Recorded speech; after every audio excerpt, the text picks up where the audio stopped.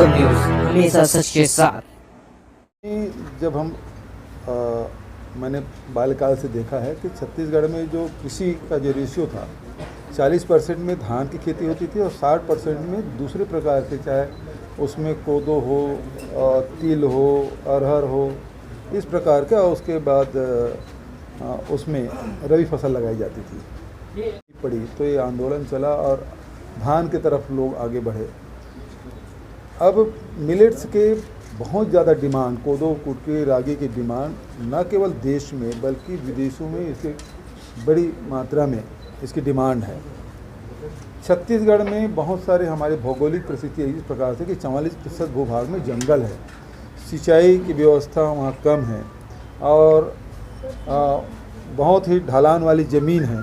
ऐसे में कोदो, कुटकी, रागी है वो बहुत ही किसानों के लिए बहुत महत्वपूर्ण है, क्योंकि धान के खेत में आपको मेड़ बनाना पड़ेगा, पानी भरना पड़ेगा। कोदो की खेती में पानी की कम आवश्यकता होती है और बहुत जल्दी वो फसल पक के तैयार हो जाता है। तो इसके लिए छत्तीसगढ़ सरकार ने जहां उन्हें 9,000 रुपये प्रति एकड़ रूप में इनपुट सब्सिडी देने का फैसला, फिर उसके मिलिंग के बाद मार्केटिंग, इन सब चीज़ों की व्यवस्था पहली सरकार है जो 3,000 रुपये प्रति क्विंटल के दर घोषित की है। तो इस प्रकार से जो कोदो, कुटकी और रागी का जो खेती करने वाले किसानों को पूरा संरक्षण, जैसे धान की खेती को हम लोग दे रहे हैं, उसी प्रकार से इस खेती को भी हम पूरी मदद करेंगे। और सबसे बड़ी बात यह है, कोदो में बहुत सारे ऐसे तत्व हैं जो हमारे शरीर को आवश्यकता है, चाहे वो मैग्नीशियम हो, पोटेशियम हो, कैल्शियम हो, चाहे वो आयरन हो, चाहे जिंक हो, ये सारे तत्व 12% उसमें आपके प्रोटीन की मात्रा होती है। तो बहुत ही उपयोगी हमारे शरीर के लिए है, कुपोषण दूर करने के लिए बहुत महत्वपूर्ण अवयव है। तो इसको हम लोगों को ज़्यादा से ज़्यादा प्रोत्साहन करना चाहिए। जैसे कांकेर जिला है, पिछले साल 4,000 हेक्टेयर में बो गया, तो साल 5,000 हेक्टेयर में बो गया। तो बस्तर और सरगुजा, साथ ही कवर्धा और राजनांदगांव, ये 14 ज़िले हैं जिसके MU हुए हैं।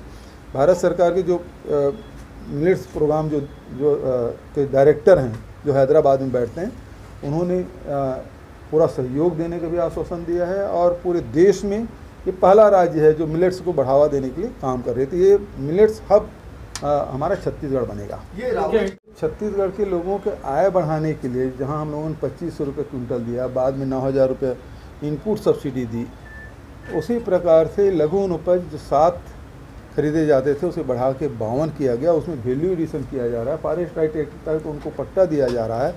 और अब श्रमिकों के लिए भी, जो भूमिहीन श्रमिक हैं, ग्रामीण भूमिहीन श्रमिक, उसको भी राजीव गांधी के नाम से हम 6,000 रुपये प्रति वर्ष उसको आदान राशि प्रदान करेंगे।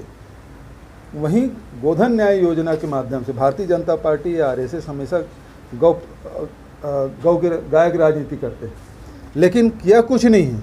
और यदि गोबर खरीदी के माध्यम से जिस प्रकार से हम लोगों ने धान के भाव बढ़ाकर उनको इनपुट सब्सिडी देकर कृषि को लाभदायक बनाया और कृषकों की संख्या बढ़ी है, आंकड़े बता रहे हैं, उसी प्रकार से रकबा भी बढ़ा है। तो अब जो गोबर खरीदी हमने शुरू किया, गोधन न्याय योजना हमने जब से लागू की है, अब डेयरी की संख्या में लगातार वृद्धि होती जा रही है। तो भारतीय जनता पार्टी के सीने में सांप क्यों लौट रहा है? और रमन सिंह जी को 15 साल अवसर मिला था, वो कुछ कर नहीं पाए। तो यदि कोई व्यक्ति तारीफ कर दे तो उसको परेशानी क्यों हो रही है? और उसको मिला वही बता रहा है। ऐसा तो नहीं है कि अच्छा केवल भागवत वर्मा भर को मिला है, ऐसी बात नहीं। वो तो 85,000 मिला बताए। यहाँ तो ऐसे गौपालक हैं जिसको 3-3, 4-4 लाख रुपए मिला है एक साल के भीतर में, लाखों रुपये मिला है। और वो तो स्कूटी खरीदने की बात ही की। कई लोग तो हवाई जहाज़ से अपने माँ से मिलने जा रहे हैं। बीजापुर का एक किसान जो हवाई यात्रा किया है, बहुत सारे किसान हैं, जो बहुत सारे लोग हैं, कोई मकान बना रहे हैं, कोई शौचालय बना रहे हैं, कोई बच्चों की फीस जमा कर रहे हैं। ये सारी चीज़ें हो रही है और पूरे प्रदेश में, कोई एक जगह राजनांदगांव जिले किसी गांव की बात नहीं है, ये पूरे प्रदेश में हो रहा है। तो भारतीय जनता पार्टी को ये क्यों लगता है कि संयोग है? क्या जब वो रजिस्ट्रेशन कराया भागवत वर्मा, तब उसको पता था कि राहुल गांधी जी वहाँ 11 तारीख को 10 तारीख को जाने वाले हैं? उसको कैसे पता? और राहुल जी को भी उस समय तक ये पता नहीं था कि वो कार्यक्रम जाएंगे। 27 तारीख को हम लोग दिल्ली में बैठे थे, जिस दिन वो अपना रजिस्ट्रेशन कराया, भागवत वर्मा जिस प्रकार से बता रहे हैं कि उस दिन 27 तारीख रजिस्ट्रेशन कराया, तो 27 तारीख हम पूरे लोग, ये सारे विधायक लोग सब दिल्ली में थे। तो उस समय तो किसी को पता नहीं था कार्यक्रम क्या बनने वाला। तो ये जो बात है, जो सही बात उन्होंने कही, जब तारीफ यहाँ की जा सकती है तो तारीफ वहाँ भी करेंगे, क्योंकि उसको लाभ मिला है। लेकिन बहुत लोगों के चेहरे में हवाइयाँ उड़ने लगी है, ये तकलीफदायक है।